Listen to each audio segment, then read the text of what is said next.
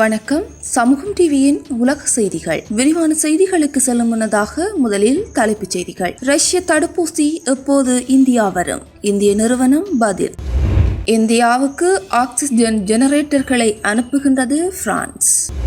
தெற்காசிய வெளியுறவு அமைச்சர்கள் கூட்டத்தில் இந்தியா பங்கேற்கலாம், சீனா கருத்து. சவுதி அரேபியா ஆளில்லா படகு மூலம் துறைமுகத்தில் தாக்குதல். பிலிப்பைன்ஸில் ராணுவ ஹெலிகாப்டர் கடலில் விழுந்து நொறுங்கியது. கோரத்தின் உச்சம், 1000க்கும் மேற்பட்ட கொரோனா தொற்றாளர்கள் இலங்கையில் அடையாளம்.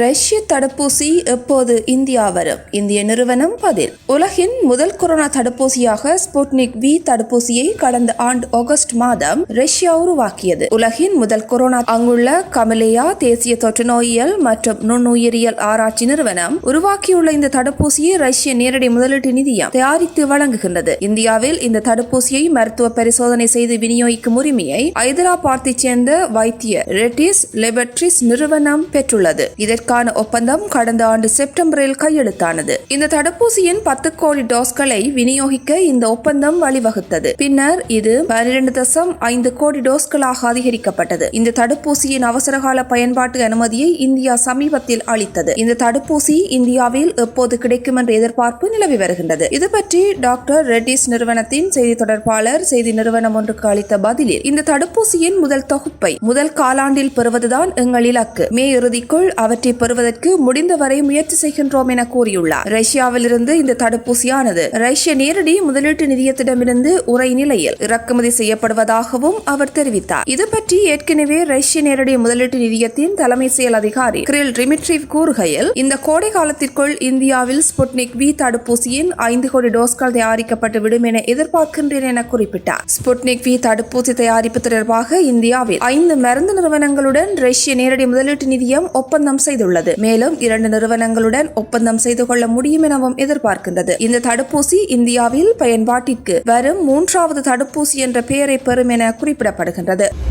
இந்தியாவுக்கு ஆக்சிஜன் ஜெனரேட்டர்களை அனுப்புகின்றது பிரான்ஸ். கொரோனா 2வது அலையால் கடும் பாதிப்பை சந்தித்து வரும் இந்தியாவுக்கு உதவ ஆக்சிஜன் ஜெனரேட்டர்கள், திரவ ஆக்சிஜன் கண்டெய்னர்கள், செயற்கை சுவாச கருவிகள் ஆகியவற்றை பிரான்ஸ் அனுப்புகின்றது. கொரோனா தொற்றால் அதிகம் பாதிக்கப்பட்டுள்ள இந்திய மக்களுக்கு ஆதரவாக பிரான்ஸ் இருக்கும் என்று அந்த நாட்டு அதிபர் இமானுவேல் மேக்ரோன் கடந்த வெள்ளிக்கிழமை தெரிவித்திருந்தார். இந்நிலையில் இந்தியாவுக்கு 8 ஆக்சிஜன் ஜெனரேட்டர்கள், 5 திரவ ஆக்சிஜன் கண்டெய்னர்கள், 28 செயற்கை சுவாச கருவிகள், 200 மின்சார சிரஞ்ச் பம்ப்கள் ஆகியவை வழங்கப்படும் என்று அந்நாட்டின் வெளியுறவுத்துறை அமைச்சகம் வெளியிட்டுள்ள அறிவிப்பில் தெரிவிக்கப்பட்டுள்ளது. இதேவேளை அயர்லாந்து, தாய்லாந்து மற்றும் பூட்டான் நாடுகளும் இந்தியாவிற்கு ஆதரவு கரம் நீட்டியுள்ளன. America, German, Britain, Australia, Singapore, Israel ஆகிய நாடுகளும் உலக சுகாதார நிறுவனம், ஐரோப்பிய யூனியனும் இந்தியாவுக்கு உதவுவதாக அறிவித்துள்ளமை குறிப்பிடத்தக்கது.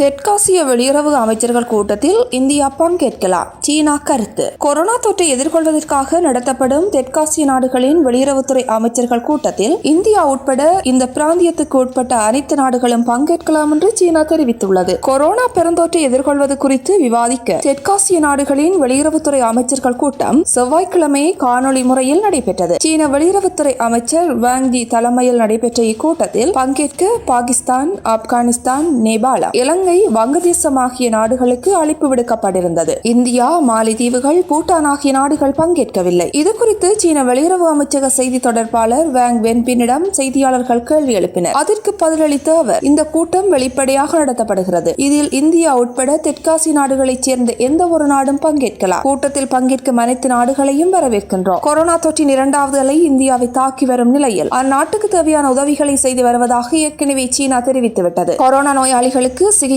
அளிக்க தேவைப்படும் ஆக்சிஜன், செறிவூட்டி உட்பட மருந்து உபகரணங்களை இந்தியாவுக்கு வழங்குவதில் சீன நிறுவனங்களை ஊக்குவித்து வருகின்றோம் என்றார் அவர்.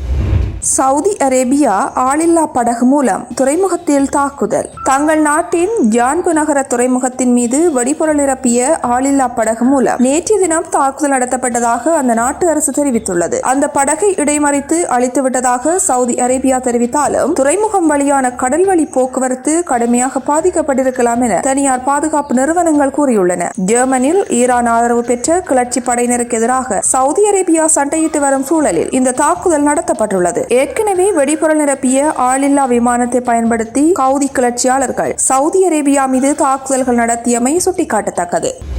பிலிப்பைன்ஸில் ராணுவ ஹெலிகாப்டர் கடலில் விழுந்து நொறுங்கியது. ஒருவர் பலி. பிலிப்பைன்ஸில் ராணுவ ஹெலிகாப்டர் பெகால் மாகாணத்தின் கடாபி நகருக்கு அருகே வானில் பறந்து கொண்டிருந்த போது திடீரென விமானியின் கட்டுப்பாட்டை இழந்து விபத்துக்குள்ளானது. பிலிப்பைன்ஸின் மத்திய பகுதியில் செபு மாகாணத்தின் மாக்டன் தீவில் உள்ள விமானப்படை தளத்திலிருந்து அந்நாட்டு விமானப்படைக்கு சொந்தமான M520 MG தாக்குதல் ரக ஹெலிகாப்டர் ஒன்று வழக்கமான பயிற்சிக்காக புறப்பட்டு சென்றது. ஹெலிகாப்டரில் விமானி உட்பட 4 பேர் இருந்தனர். இந்த ஹெலிகாப்டர் போகோல் மாகாணத்தின் கடாபி நகருக்கு அருகே வானில் பறந்து கொண்டிருந்த போது திடீரென விமானியின் கட்டுப்பாட்டை இழந்தது. இதனை அடுத்து விமானி ஹெலிகாப்டரை அவசரமாக தரையிறக்க முயற்சித்தார். ஆனால் அவரது கட்டுக்குள் வராத ஹெலிகாப்டர் அங்குள்ள கடலில் விழுந்து நொறுங்கியது. இந்த கோர விபத்தில் விமானத்தில் இருந்த ஒருவர் சம்பவ இடத்திலேயே பலியானார். மற்ற 3 பேரும் படுகாயங்களுடன் மீட்கப்பட்டனர். அவர்கள் வைத்தியசாலையில் சேர்க்கப்பட்டு சிகிச்சை பெற்று வருகின்றனர். இந்த சம்பவம் குறித்து விரிவான விசாரணை நடத்த உத்தரவிடப்பட்டுள்ளதாக பிலிப்பைன்ஸ் ராணுவம் தெரிவித்துள்ளது. கோரத்தின் உச்சம். 1000க்கும் மேற்பட்ட கொரோனா தொற்றாளர்கள் அடையாளம். இலங்கையில் முதல் தடவையாக ஒரே நாளில் 1000க்கும் மேற்பட்ட கொரோனா தொற்றாளர்கள் பதிவாகியுள்ளதாக அரசாங்க தகவல் திணைக்களம் வெளியிட்டுள்ளது. இலங்கையில் நேற்றைய தினம் மொத்தமாக 1096 கொரோனா தொற்றாளிகள் பதிவாகியுள்ளனர் என ராணுவ தளபதி சபேந்திர சில்வாவும் உறுதிப்படுத்தியுள்ளார். கொரோனா தொற்று பரவுகை காரணமாக நாட்டின் சில பகுதிகள் முடக்கப்பட்டுள்ளதுடன் எதிர்வரும் 30ஆம் தேதி வரையில் பாடசாலைகள் மூடப்பட்டிருக்கும் என அறிவிக்கப்பட்டுள்ளது. இலங்கை தொடர்பில் அமெரிக்கா, பிரித்தானியா மற்றும் ஆஸ்திரேலியா உள்ளிட்ட சில நாடுகள் பயண எச்சரிக்கை விடுத்துள்ளமை குறிப்பிடத்தக்கது. இதுபோல மேலும் பல வீடியோக்களை பெற சமூகம் டிவி நியூஸ் சேனலை சப்ஸ்கிரைப் பண்ணிக்கோங்க. கூடவே பக்கத்தில் இருக்க பெல் ஐகானையும் கிளிக் பண்ணிக்கோங்க. அப்படியே உங்களுடைய நண்பர்களுக்கும் ஷேர் பண்ணுங்க.